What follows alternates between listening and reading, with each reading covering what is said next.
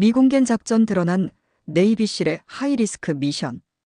2019년 초 미국 네이비실 특수부대가 북한 해안에 비밀리에 침투해 김정은 북한 국무위원장의 통신을 도청할 장치를 설치하려 했던 작전이 최근 처음으로 공개됐다. 뉴욕타임스 보도에 따르면 당시 작전은 트럼프 전 대통령의 직접 승인하에 진행됐으며 성공할 경우 미국이 북한 지도부의 의사결정을 실시간으로 파악할 수 있는 기회를 제공할 수 있었다. 그러나 현장에서 돌발 상황이 발생하며 결국 실패로 끝났다. 위험한 침투와 돌발 상황. 작전에는 오사마 빈 라덴 제거로 유명한 실팀 6레드 스쿼드론이 투입됐다. 잠수함에서 소형 잠수정을 타고 북측 해안에 접근한 대원들은 야간 투시경과 검은 슈트를 착용하고 임무를 수행했으나 예상치 못한 북한 어선이 출현했다. 대원들은 자신들이 발각됐다고 판단해 즉시 사격을 가했고 북한인 선원들이 사망했다. 그러나 장치 설치는 이뤄지지 못했고 대원들은 서둘러 철수했다. 실패와 은폐 그리고 논란. 작전 직후 북한은 인근 지역의 군사활동을 대폭 강화했으나 사망자 발생에 대한 공식 발표는 없었다. 미국 정부 또한 해당 작전을 의회 주요정보위원회에 보고하지 않았으며 이는 법 위반 소지가 있다는 지적이 제기됐다. 당시 트럼프 행정부는 작전의 존재 자체를 함구했으며 이후에도 관련 내용은 철저히 비밀에 붙여졌다. 트럼프 외교와 북한 핵 개발. 이 작전은 트럼프 - 김정은 간 정상회담 직전인 시기에 단행됐다. 당시 두 정상은 하노이에서 핵 협상을 이어갔으나 결렬됐고 이후 북한은 핵미사일 개발을 가속화했다. 현재 미국은 북한이 약 50기의 핵탄두와 추가 제작 능력을 보유한 것으로 추정한다.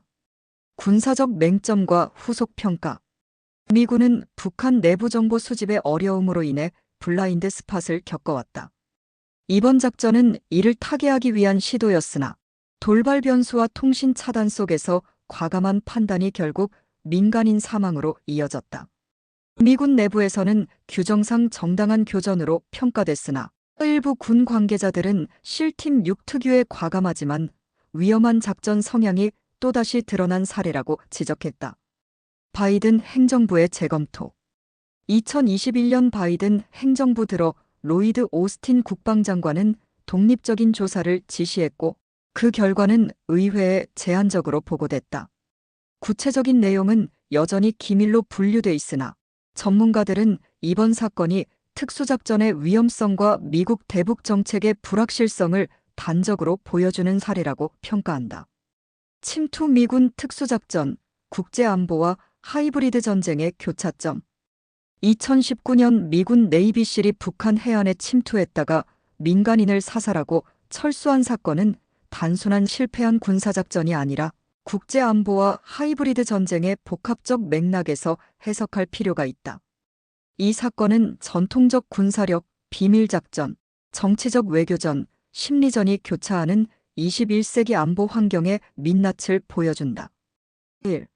국제안보 차원 핵협상과 위험한 모험주의. 트럼프 행정부는 당시 김정은 위원장과의 정상회담을 앞두고 있었다. 그러나 백악관은 극도의 위험을 감수하면서까지 김정은의 의사결정을 엿볼 장치를 설치하려 했다. 이는 핵무기 보유국에 대한 직접적 침투 작전이라는 점에서 국제관계의 불문율을 건드린 행위였다. 발각될 경우 한반도에서 국지전, 나아가 미북 직접 충돌로 이어질 수 있었다. 국제법적 정당성이 없는 작전이었음에도 대통령 단독 승인으로 추진됐다는 사실은 민주적 통제와 국제규범의 한계를 드러낸다. 하이브리드 전쟁 관점 정보전과 심리전의 일환. 이번 작전은 물리적 충돌을 넘어 정보전 인포메이션 워페어 차원에서 기획됐다. 북한의 폐쇄적 통신망을 뚫고 최고 지도자의 의사소통을 감청하는 것은 사이버전과 전자전이 결합된 현대식 하이브리드 전쟁 하이브러드 워페어의 대표적 사례다. 하지만 실패와 민간인 사망으로 끝난 사건은 오히려 북한의 반미 선전을 자극할 수 있었으며 미군의 그림자 전쟁 시에도 워히 갖는 취약성을 노출시켰다. 3. 동맹과 안보 균열의 잠재적 파장. 작전의 위험성은 미국의 동맹국에도 영향을 미쳤다. 만약 발각됐다면 주한미군과 한국은 북한의 즉각적 보복 대상이 되었을 가능성이 크다. 이는 미국의 일방적 행동이 동맹국 안보를 위험에 빠뜨릴 수 있음을 상징적으로 보여준다. 특히 일본, 한국 등 동북아 동맹망이 하이브리드 위협에 얼마나 취약한지 재확인된 셈이다. 4. 교훈 비밀작전과 민주적 통제의 균형. 이 사건은 하이브리드 전쟁 시대에 특수부대와 비밀작전이 갖는 양날의 검을 드러낸다.